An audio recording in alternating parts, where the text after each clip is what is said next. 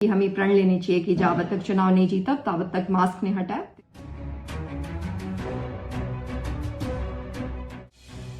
बिहार की राजनीति में कई चेहरे आते जाते रहे हैं, लेकिन पुष्पम प्रिया उन नेताओं में से एक हैं जो अपनी पहचान सिर्फ भाषणों से नहीं बल्कि अपने मास्क और काले परिधान से बनाती हैं।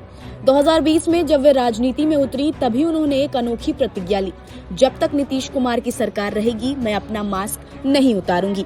ये मास्क सिर्फ चेहरा ढकने का माध्यम नहीं था, बल्कि एक प्रतीक था पारंपरिक राजनीति से अलग सोच, बदलाव का दावा और पुराने सिस्टम को चुनौती। 2025 के चुनावी नतीजों का माहौल देखते हुए फिर वही चर्चा है, क्या इस बार भी पुष्पम प्रिया अपना मास्क उतार नहीं पाएंगी? क्योंकि रुझानों के अनुसार जेडीयू एक बार फिर मजबूत होकर सत्ता में लौटता दिख रहा है। विदेश में पढ़ाई करने वाली युवा नेता 2025 के बिहार विधानसभा चुनावों में नई ऊर्जा लेकर आ रही हैं और बदलाव के अपने विचारों से लोगों को जोड़ने की कोशिश कर रही हैं। वो दरभंगा से चुनाव लड़ रही हैं। अब बात करें पुष्पम प्रिया के चुनावी रणनीति की, तो प्लूरल्स पार्टी इस बार सभी 243 सीटों पर चुनाव लड़ रही है, जिनमें से आधी सीटें महिलाओं के लिए आरक्षित है। पार्टी को सिटी चुनाव चिन्ह दिया गया है। पुष्पम प्रिया ने दरभंगा से अपना नामांकन दाखिल किया है, जहां उन्होंने कहा कि विपक्ष का कोई अस्तित्व ही नहीं है।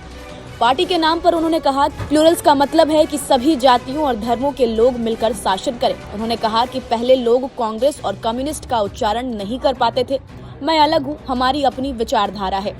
उन्होंने अपनी पूरी तरह काले कपड़े और मास्क के बारे में भी बताया। उन्होंने चुनावी रणनीति में जीत का स्वाद चखने तक मुखौटा पहनने की अपनी प्रतिज्ञा दोहराते हुए कहा, मैं काला पहनती हूँ क्योंकि मुझे नहीं पता कि राजनेता सफेद क्यों पहनते हैं।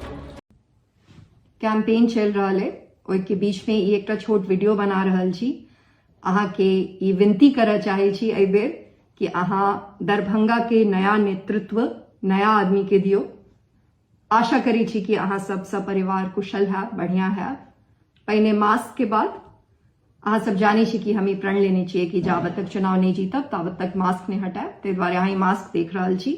अब काज के बाद हम सब दरभंगा के छी। दरभंगा जे की मिथिला के सांस्कृतिक राजधानी है, जे की जनक नंदिनी सीता के धरती रहल है, और आज जे दरभंगा के हालत है वो बहुत दुखी करा वाला हालत है।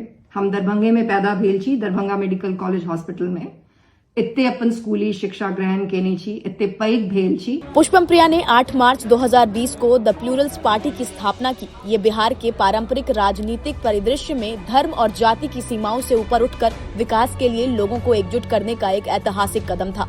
सभी प्रमुख अंग्रेजी और हिंदी अखबारों के पहले पन्ने पर दिए गए विज्ञापनों में उन्होंने खुद को अपनी पार्टी का मुख्यमंत्री पद का उम्मीदवार घोषित किया। कुछ रिपोर्टों के अनुसार वो शुरू में सभी 243 सीटों पर चुनाव लड़ना चाहती थी, लेकिन अपनी पार्टी के पंजीकरण में देरी और अन्य कारणों से उनकी पार्टी 2020 में केवल 148 सीटों पर ही चुनाव लड़ सकी। इसमें कुछ निर्दलीय उम्मीदवार भी शामिल थे। उन्होंने जाति और धर्म आधारित राजनीति का खुलकर विरोध किया और अपने उम्मीदवारों के नामांकन पत्रों में उनके धर्म के बजाय बिहार का उल्लेख किया। अब बात करें पुष्पम प्रिया के राजनीतिक पृष्ठभूमि और शिक्षा की, तो पुष्पम प्रिया दरभंगा से जदयू के पूर्व विधायक विनोद कुमार चौधरी की बेटी हैं। उनके दादा प्रोफेसर उमाकांत चौधरी मुख्यमंत्री नीतीश कुमार के करीबी सहयोगी और समता पार्टी के संस्थापक सदस्यों में से एक थे। उनके चाचा विनय कुमार चौधरी जदयू नेता हैं, जिन्होंने 2020 के विधानसभा चुनाव में बेनीपुर से जीत हासिल की थी। 13 जून 1987 को जन्मी पुष्पम प्रिया ने अपनी स्कूली शिक्षा दरभंगा में पूरी की और फिर स्नातक यानी कि ग्रेजुएशन की पढ़ाई के लिए वो पुणे चली गई। इसके बाद उन्होंने ब्रिटेन में उच्च शिक्षा प्राप्त की। उन्होंने 2019 में ससेक्स विश्वविद्यालय से विकास अध्ययन में और लंदन स्कूल ऑफ इकोनॉमिक्स से लोक प्रशासन में मास्टर्स किया। राजनीति में आने से पहले उन्होंने बिहार सरकार के पर्यटन और स्वास्थ्य विभागों में सलाहकार के रूप में काम किया है। मास्क की प्रतिज्ञा ने उनके राजनीतिक ब्रांड को और अलग बनाया। उन्होंने कहा था कि सत्ता में बदलाव से पहले ये मास्क नहीं उतारेंगी। और अब फिर सवाल वही है, क्या नीतीश सरकार की वापसी इस मास्क को दोबारा और लंबा सफर तय कराएगी? पुष्पम प्रिया की राजनीति सिर्फ भाषणों या नारों की नहीं है, ये एक प्रतीक, एक ब्रांड और एक चुनौती है। उनका मास्क अब बिहार में बदलाव की बहस का हिस्सा बन चुका है और 2025 में फिर वही बड़ा सवाल खड़ा है, क्या इस चुनाव के बाद पुष्पम प्रिया अपना मास्क उतार पाएंगी या बिहार की सत्ता एक बार फिर उनके मास्क को सत्ता बदलने तक साथ लेकर चलेगी? ये मास्क सिर्फ चेहरा नहीं छुपाता, ये बिहार की राजनीति को बदलने के उनके अधूरे संघर्ष का चेहरा भी है। तो आप इसको लेकर क्या कहेंगे? क्या इस बार मास्क उतार पाएगा बिहार में या फिर ये सफर इस बार भी ऐसे ही आगे चला जाएगा?